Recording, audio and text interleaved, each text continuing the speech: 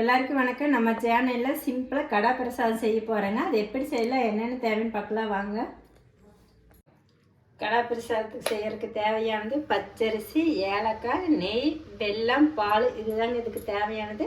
நம்ம பச்சரிசி அரைச்சி எடுத்துக்கலாம். ஏலக்காய் ஒரு 5 ஏலக்காய் போட்டுக்கலாங்க. நம்ம பச்சரிசி அரைக்க போகிறோம். இந்த அரைக்கிறதுக்குள்ளேயே ஏலக்காய் போட்டுக்கலாம்.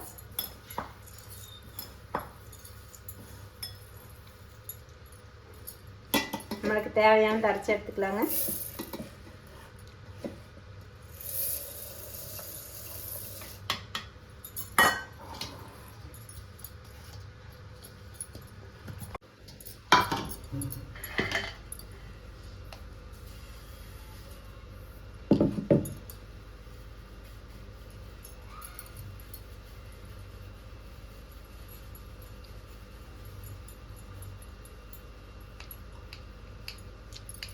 நல்லா நைஸாக சலிச்சு எடுத்துக்கலாங்க.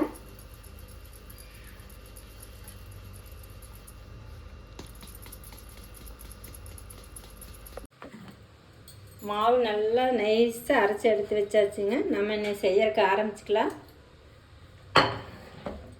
ஒரு பித்தளை பாத்திரத்தில் தான் செய்ய போகிறோம். கோயில்னாவே பிரசாதனாவே ஒரு பித்தளை பாத்திரத்தில் தான் செய்யணும். டக்குன்னு நம்ம செய்யக்கூடியது. பொங்கல் மாதிரி தான் இருக்குது, நல்லா டேஸ்ட்டாக இருக்குது. இது மாதிரி நீங்களும் செஞ்சு பாருங்கள். அடுப்பு பற்ற வச்சுக்கலாம். நல்லா கனமான பாத்திரம் வச்சு செஞ்சீங்கன்னா இதில் செஞ்சால் நல்லாயிருக்கு.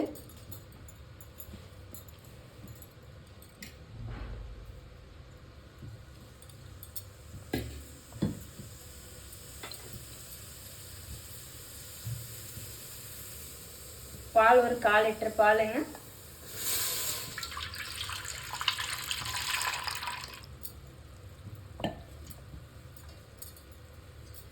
பால் காய்ச்சின பால்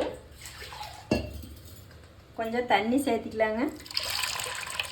இல்லை பால்லேயே செய்கிற மாதிரியும் செய்யலை. நான் தண்ணி கொஞ்சம் சேர்த்திக்கிறேங்க.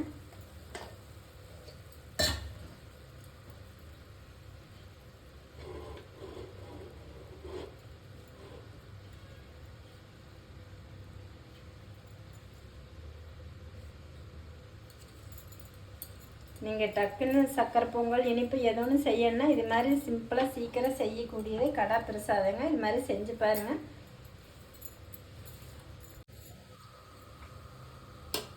பால் நல்லா கொதிக்குதுங்க. வெல்லம் போட்டுக்கலாம். நான் 100 கிராம் வெல்லம் சேர்த்துக்கலாங்க. இதுக்கு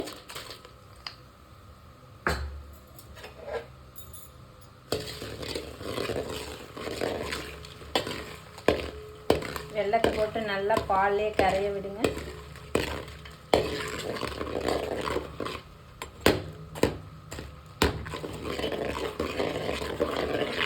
வெல்லம் நல்லா கரைஞ்சிருச்சுங்க. நம்ம அரிசி மாவு போட்டுக்கலாம். அரிசி மாவு 1 கப், வெல்லம் 100 கிராம், பால் 1/4 லிட்டர் பாலுங்க. தண்ணி வேணுன்னா கொஞ்சம் அப்படியே சேர்த்திக்கங்க. இல்லை பாலை வேணாலும் நீங்கள் 1/2 லிட்டர் பால் சேர்த்திக்கலாம்.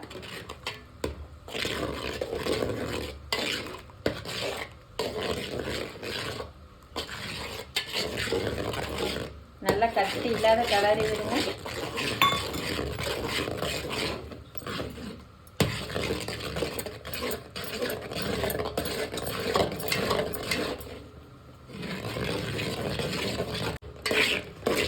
நல்லா கலரி விட்டுருங்க, கட்டி இல்லாத.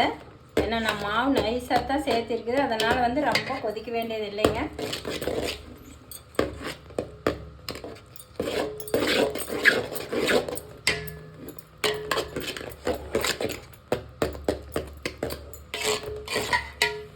பாருங்க, கட்டி இல்லாத நல்லா கலரி விடுங்க.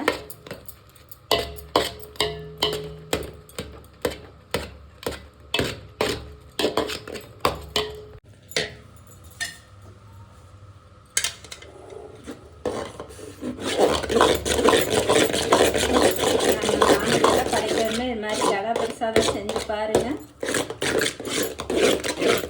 டக்குன்னு செய்யக்கூடியது கடா பிரசாதம்.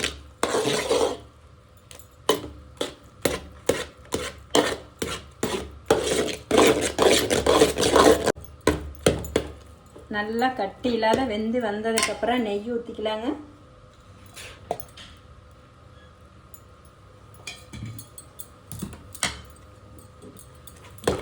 இந்த கடை பிரசாதத்துக்கு நெய் தாங்க அதிகமாக சேர்க்கணும்.